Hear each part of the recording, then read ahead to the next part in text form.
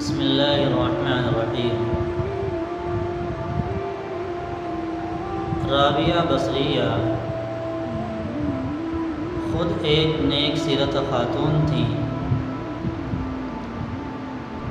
ان کے والد کا نام اسماعیل تھا۔ ان کے دل کے اندر اللہ کا خوف اور خشیت بہت زیادہ تھی، متقی پرہیزگار تھے اور سنت کے بہت زیادہ پابند تھے۔ انہوں نے یہ عہد کیا تھا کہ اپنی زندگی میں کسی سے سوال نہیں کروں گا۔ رابعہ بصریہ اپنی والدہ کے بطن میں تھی، پیٹ میں تھی۔ گھر کے ولادت کا وقت قریب تھا اور گھر میں اتنا بھی تیل موجود نہیں تھا کہ جس کو صرف ناک میں ملا جا سکے۔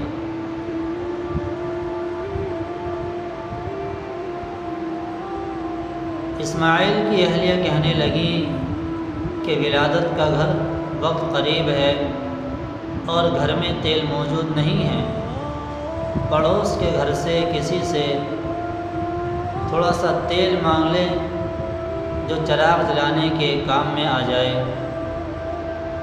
انہوں نے اپنی زندگی میں یہ عہد کیا تھا کہ دنیا میں کسی سے سوال نہیں کرنا ہے۔ گھر سے باہر گئے اور آہستہ سے پڑوسی کے دروازے کو کھٹکھٹایا اور لوٹ کر کے واپس آ گئے اور آ کر کے اہلیہ سے کہا کہ پڑوس والے دروازہ نہیں کھول رہے ہیں۔ اسی رات رابعہ بصریہ کی ولادت تھوڑی دیر بعد ہو گئی۔ اللہ کی قدرت کہ بصرے کے حاکم نے خواب میں اللہ کے نبی صلی اللہ علیہ وسلم کی زیارت کی۔ حاکم سے اللہ کے نبی صلی اللہ علیہ وسلم نے فرمایا کہ تم ہر جمعرات کو میرے اوپر 1000 مرتبہ درود بھیجتے ہو اور آج تم نے میرے اوپر درود نہیں بھیجا ہے، لہٰذا اس کی سزا اور اس کا جرمانہ یہ ہے کہ تم فلاں محلے میں فلاں گلی میں میرا ایک بندہ رہتا ہے، اس کو 1000 درہم دے کر کے آؤ، پہنچا کر کے آؤ۔ اب یہ حاکم اضطراب اور بے چینی کے عالم میں بیدار ہوا۔ خزانچیوں کو اس نے بلایا اور ان سے 1000 درہم جمع کرنے کے لیے کہا۔ انہوں نے اکٹھے کیے اور بوری وغیرہ میں بھر دیے۔ اب حاکم نے ان کو خود اٹھایا۔ خزانچیوں نے چاہا کہ وہ اس کو اٹھا لیں، بادشاہ نے کہا کہ نہیں، اللہ کے نبی نے مجھے اٹھانے کا حکم دیا ہے، اور خود کمر میں لاد کر کے اٹھا کر کے ان کو چل دیا۔ اب وہاں پہنچا، راستے میں در بدر بھٹک رہا ہے اور لوگوں سے معلوم کر رہا ہے۔ معلوم کرتے کرتے رابعہ بصریہ کے گھر پہنچا، دروازے پر دستک دی، دروازہ بجایا۔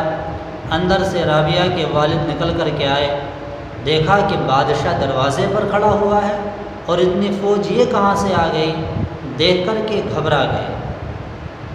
بادشاہ نے اس بوری کو نیچے رکھا اور آپ کے ہاتھوں کو بوسہ دینے لگا، پیشانی کو بوسہ دینے لگا اور کہا کہ آپ میرے بڑے اچھے محسن ہو، آپ میرے لیے بہت مہربان ہو، آپ کی شخصیت میرے لیے بہت بڑی شخصیت ہے کہ آج تمہاری وجہ سے مجھے اللہ کے رسول صلی اللہ علیہ وسلم کی زیارت نصیب ہو گئی ہے، اور مجھے اللہ کے نبی نے یہ حکم دیا ہے کہ یہ 1000 درہم میں تمہیں تحفے میں ہدیے میں پیش کروں۔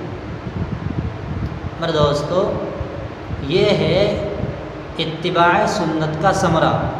اس سنت کے اوپر عمل کرنے کا یہ بدلہ ہے کہ اپنی زندگی میں یہ عہد کیا کہ زندگی میں کسی سے سوال نہیں کروں گا، تو اللہ رب العزت نے سنت پر عمل کرنے کی وجہ سے ان کے پریشانی کے وقت میں بادشاہ کو یہ حکم پہنچوایا کہ وہ پریشانی کے عالم میں ان کے گھر 1000 درہم پہنچائے تاکہ ان کی ضروریات کا انتظام ہو جائے۔ تو ہم اپنی زندگیوں کے اندر سنتوں کو داخل کریں، سنتوں پر عمل کریں اور اللہ کے ساتھ اپنے یقین کو، ایمان کو مضبوط کریں۔ اللہ تبارک و تعالی غیب سے ہماری مدد فرمائے۔